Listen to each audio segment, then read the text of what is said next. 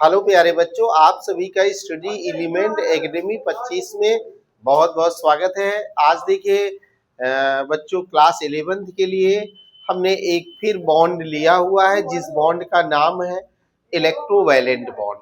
Electrovalent bond मैंने आपको पिछले वीडियो में पढ़ाया था। आज उस बॉन्ड की हम जो चर्चा करेंगे, उस बॉन्ड के बारे में जो चर्चा करेंगे वो उसके सामान्य लक्षण, मतलब general characteristics of the electrovalent bond.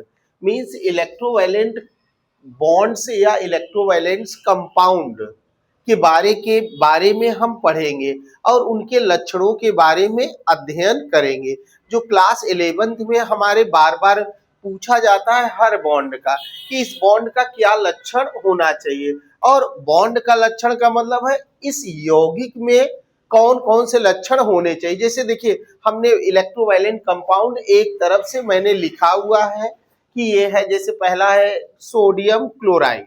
जैसे पहला मैंने एग्जांपल लिखा है, कौन सा? सोडियम क्लोराइड है, सोडियम क्लोराइड। फार्मूला है NaCl। इसमें कौन सा बॉन्ड है? इलेक्ट्रोवैलेंट बॉन्ड है। और ये क्या है? इलेक्ट्रोवैलेंट बॉन्ड है और इलेक्ट्रोवैलेंट एक कंपाउंड है। जैसे मैंने आपको देखिए पिछले क्लास में बताया था, सोडियम के पास एक इलेक्ट्रॉन होता है, क्लोरीन के पास कितने इलेक्ट्रॉन होते हैं? 7 इलेक्ट्रॉन्स होते हैं। ठीक है, तो मैंने आपको बताया था कि सोडियम क्या करेगा, एक इलेक्ट्रॉन का ट्रांसफर कर देगा और वो इस टाइप का स्ट्रक्चर आपके फॉर्म कर लेता है NaCl। और इस बॉन्ड का नाम होता है इलेक्ट्रोवैलेंट बॉन्ड बोलते हैं। क्या है? Electrovalent bond. वैसे ही आपके कैल्शियम फ्लोराइड में भी देखने को आपको मिलेगा, कैल्शियम फ्लोराइड। आपके देखिए एग्जाम्पल भी बहुत ज्यादा पूछे जाते हैं परीक्षाओं में कि NaCl में कौन सा बॉन्ड उपस्थित है, तो आप बता देंगे इलेक्ट्रोवैलेंट बॉन्ड उपस्थित है। उसके बाद अगर आपसे पूछा जाए कैल्शियम फ्लोराइड में कौन सा बॉन्ड है, तो आप बता देंगे इलेक्ट्रोवैलेंट बॉन्ड है और यह एक इलेक्ट्रोवैलेंट यौगिक होता है। क्यों होता है? क्योंकि इलेक्ट्रोपॉजिटिव और इलेक्ट्रोनेगेटिव एटम से मिलके बने हुए हैं।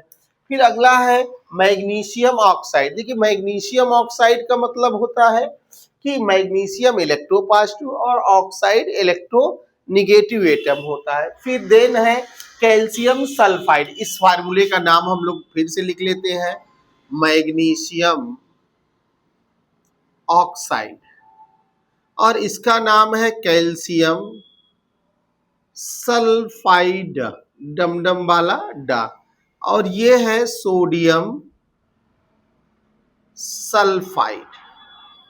सल्फाइड का फार्मूला मैंने आपको एक बार बताया था, सल्फाइड है S पे 2-, ये इसका फार्मूला है, सल्फाइड का है। तो ये हमारे इतने इलेक्ट्रोवैलेंट कंपाउंड हैं जो कि आपको याद रखना है। Sodium chloride, calcium fluoride, magnesium oxide, calcium sulphide और सोडियम सल्फाइड। ये 5 मैंने आपके लिए एग्जाम्पल लिखे जो कि आप याद कर लीजिए।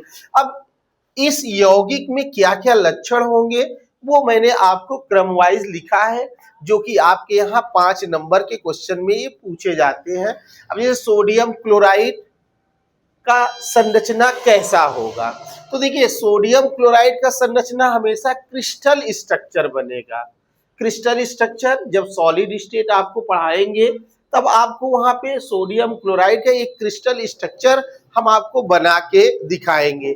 अभी तो संभव इसलिए नहीं है क्योंकि इसका लॉन्ग प्रोसीजर है और हमें ये पहचानना है सोडियम क्लोराइड में जो होगा वो क्रिस्टल स्ट्रक्चर होगा। कैसे बनता है? देखिए, एक सोडियम धनायन होता है, जैसे मैं आपको यहाँ देखिए बना के दिखाता हूँ। देखिए, इस तरह से हम एक क्यूबिक फॉर्म करेंगे और यहाँ से हम जल्दी से इसका स्ट्रक्चर देखिए हम ड्रा करते हैं। ये हमारा है, मान लीजिए मैंने यहाँ क्या रख दिया, सोडियम धनायन रख दिया या सोडियम केटायन रख दिया। ये इसका क्रिस्टल स्ट्रक्चर बना रहे हैं। आपको जल्दी से थोड़ा इशारा करें, क्लोराइड आयन, इधर भी क्लोराइड आयन और इधर भी क्लोराइड आयन, इधर भी क्लोराइड आयन और एक क्लोराइड आयन इधर, तो और एक क्लोराइड आयन इधर।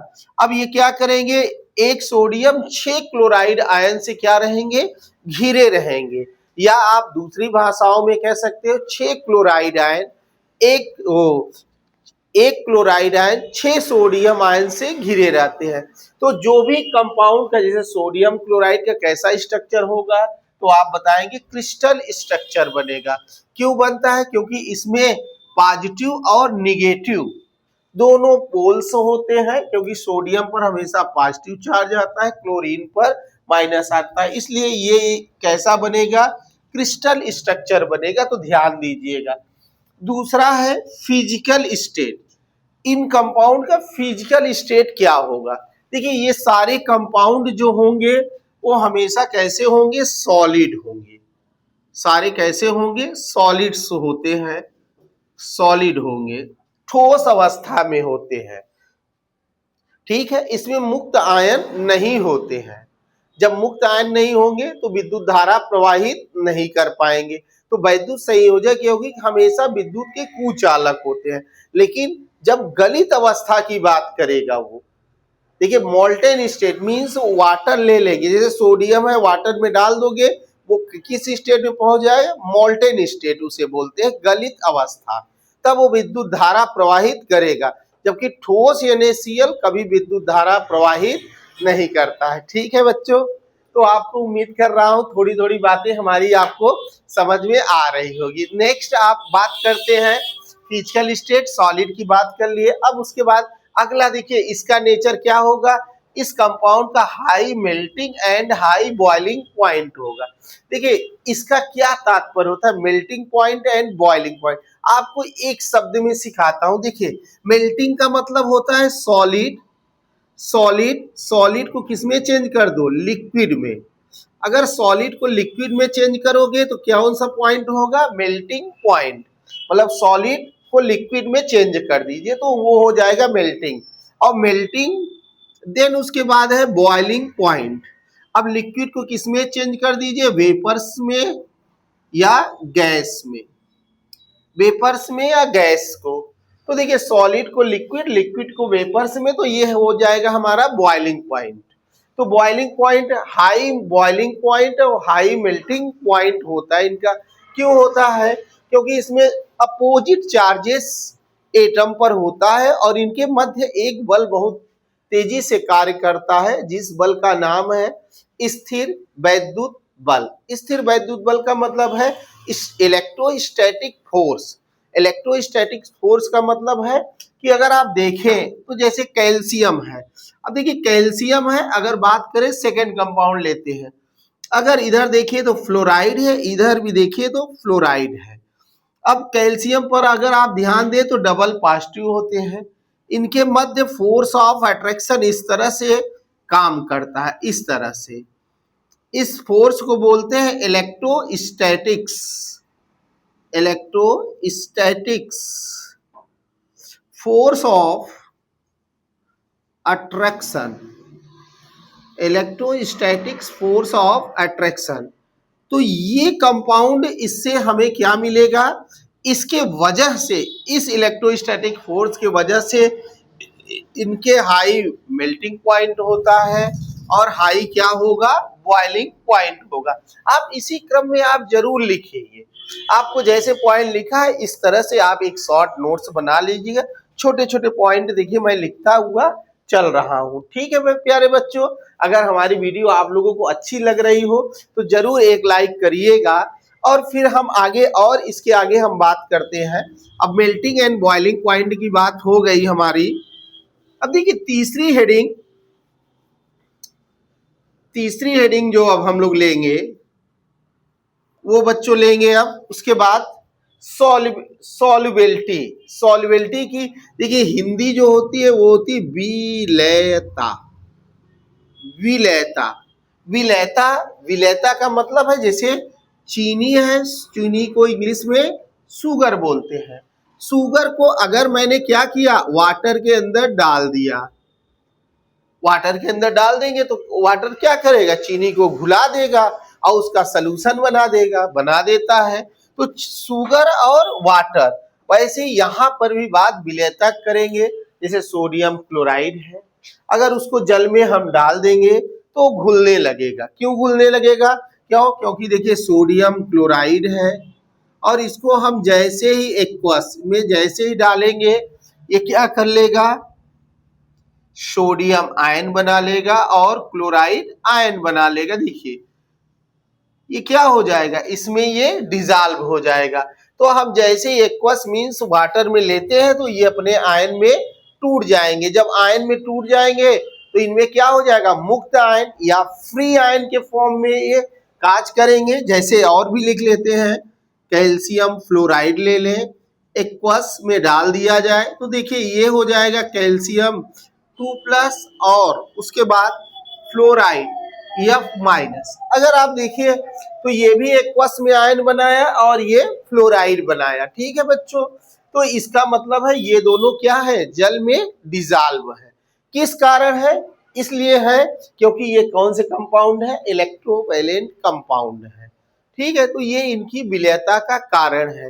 तो कुल मिला के विलयता ये क्या होंगे, ये जल में क्या हो जाएंगे, घुल जाएंगे बच्चों। ठीक है, तो आप स्क्रीनशॉट ले लीजिएगा। अगर हमारी वीडियो आप लोगों को अच्छी लग रही हो तो लाइक कमेंट शेयर जरूर करिएगा। ठीक है, आगे हम थोड़ी सी और बात करते हैं। अब अगला देखिए, अगला हम लोग बात करेंगे इसका, एक है आपका इलेक्ट्रिकल कंडक्टिविटी, मींस होता है वैद्युत धारा। भाई वैद्युत धारा तो प्रवाहित ही करेंगे, क्यों? क्योंकि इसमें क्या बन रहे हैं, आयन बन रहे हैं। लगातार आप सोडियम को देखिए, सोडियम भी आयन बना रहा है, क्लोराइड आयन बना रहा है, जिस वजह से ये वैद्युत के क्या होंगे, सुचालक होंगे। किस कंडीशन में, गलित अवस्था, मोल्टेन स्टेट में। अगर आपसे क्वेश्चन कोई पूछे कि सोडियम क्लोराइड NaCl ये कैसा है, सॉलिड है, ये आपका नॉन कंडक्टर है, और जबकि सोडियम क्लोराइड मोल्टेन स्टेट में है, मोल्टेन स्टेट में है, तो ये क्या हो जाएगा, कंडक्टर हो जाएगा। तो ध्यान दीजिएगा, क्वेश्चन को पढ़िएगा और आप तब करिएगा। क्यों होगा, क्योंकि इसमें क्या बनेंगे, formation, due to formation of ion की वजह से ऐसा इसमें फैक्टर काज होगा। नेक्स्ट हम बात करते हैं आयनिक रिएक्शन, मतलब इनके कंपाउंड जो होंगे वो क्या, कौन सी रिएक्शन शो करेंगे, आयनिक रिएक्शन शो करेंगे। कैसे आयनिक, जैसे मान लीजिए मैंने यहाँ लिया जैसे सिल्वर नाइट्रेट लिया, सिल्वर नाइट्रेट अगर लिया एक इनऑर्गेनिक कंपाउंड है, अगर उसमें हमने मान लीजिए इसको किस में डाल दिया जाए, कैल्शियम फ्लोराइड में, तो देखिए इनके मध्य क्या होगा, आयन का डिस्ट्रीब्यूशन होगा।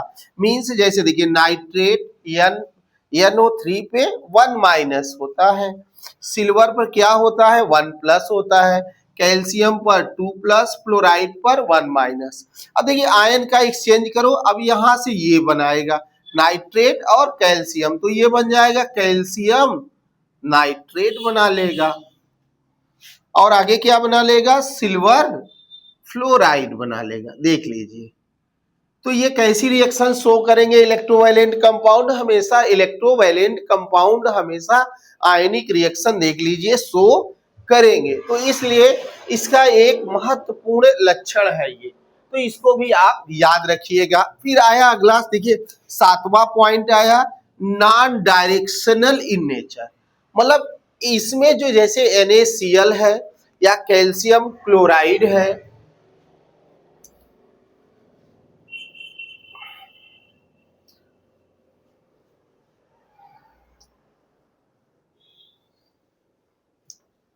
देखिए लास्ट वाला आपको थोड़ा सा समझाने की कोशिश करते हैं।